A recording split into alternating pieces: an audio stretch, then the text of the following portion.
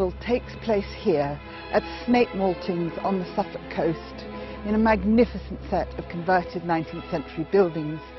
It was the brainchild of the English composer Benjamin Britten in the 1940s, and he ran it with the English tenor Peter Pears, his partner in art as well as in life.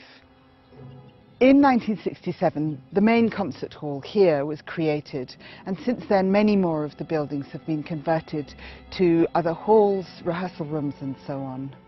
Now, under the directorship of Jonathan Reiki, the festival has an even wider international range and even more variety. This year's festival contains plenty of surprises.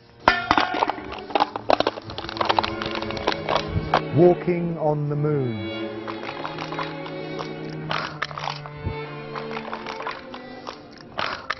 Jonathan, there's a huge range of music that takes place here at Aldeburgh. Can you give us a flavour of that? Now we have about 500 events a year here, of about 300 performances of different kinds, 150 of which are in this hall where we're talking now. And we have a huge amount of work involving nurturing talent, from school-age children through to the most talented 8 to 18-year-olds, through to the young professionals who are part of the Britten Pears Young Artist Programme, through to our residency programme, which is for artists in the middle of their careers who need time to experiment or refresh themselves or try new things. One of the important innovations this year is not musical at all. It's in the field of the visual arts, a 12-artist multimedia contemporary art show taking place all over the site here at Snape. In fact, this show, Snap, started when I had a conversation with Michael Craig Martin, who was Sarah Lucas's teacher at Goldsmiths. And he said to me, well, it almost feels like there's some kind of movement emerging here.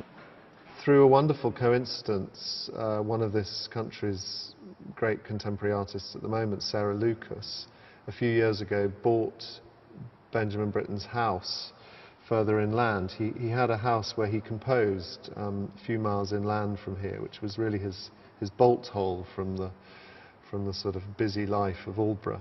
And so Sarah coming to Suffolk, and with that move, various other people, other artists of her generation being drawn here as well. Other artists that she works with actually originally came from Suffolk, people like Don Brown. Now I don't know whether there's a movement or not, but maybe, in fact maybe Snap can establish a movement, I don't know.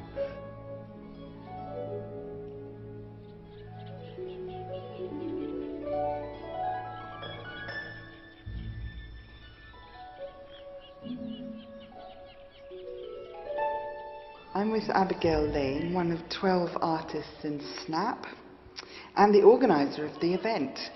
I mean, you didn't curate it in the sense of choosing work or anything. No, and I think these days that rarely happens, to be honest. I think mostly you invite people to come in, and especially somewhere like this, because it's such a site-specific place. There's no gallery. I mean, this was never been used before, but this is the closest to being a gallery in the whole place.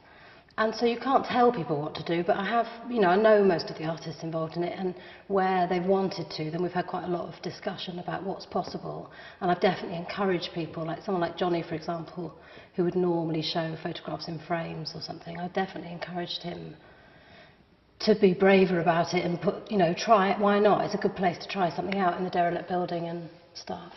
So that's Johnny Shan Kidd, whose photographs are pasted onto the brick wall. Yeah. Yeah, it's literally like postering. Yeah. Oh, Which you wouldn't normally do that, and when opportunities like that don't always come about. And similarly, with me being able to use the derelict space and stuff, I mean, it's not the kind of thing you can just do any old time in any old show.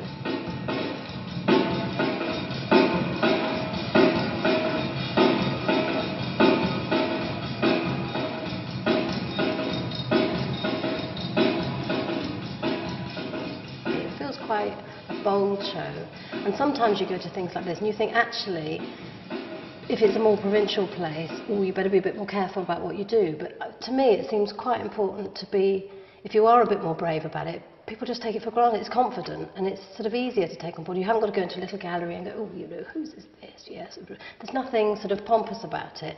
And I've seen like loads of people, Simon's Billboard, everyone who comes here, I mean today's a drab day, but on a sunny day, everyone is being photographed in front of it. It's become this sort of iconic thing. You know, people seem to be not in the slightest bit intimidated by it.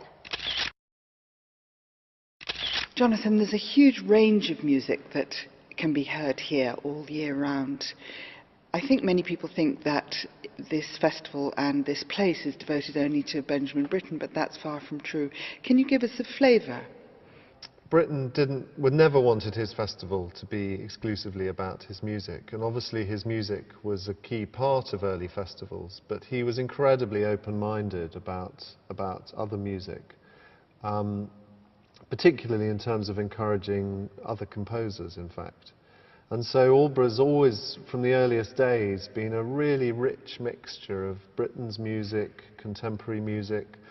There was a lot of pioneering work done with early English music here, right from the early festivals, so early music has always been a key part of the Aldeburgh mix. And of course some of the core classics from the classical repertoire too, because the other aspect of Britten was that he was a fantastic pianist. So his piano playing was a key part of early festivals, along with his partner Peter Pears, the tenors, singing and leader recitals, which again didn't just encompass Britten's repertoire, but Schubert and all kinds of repertoire.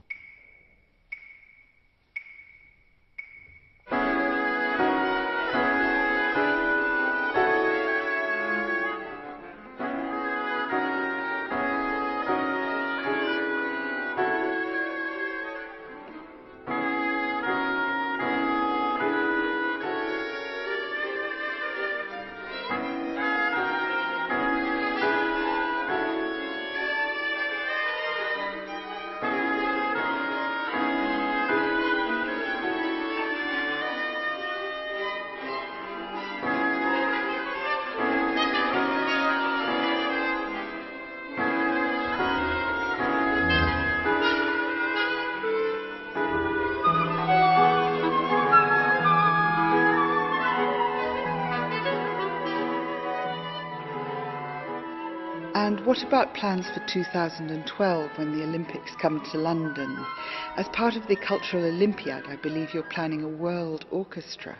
Nowadays, a lot of leading talent comes from, say, the Far East, or recently we've heard about amazing musicians coming perhaps from South Africa, places that traditionally were perhaps unexpected sources of classical music talent. So the arrival of the Olympics, it felt like a really good moment to try and do something that we think is probably a world first, which is to create an orchestra of young professional musicians, but try and draw roughly equal numbers from all the continents of the world and make it a real world orchestra. So that's what we're going to do in July 2012.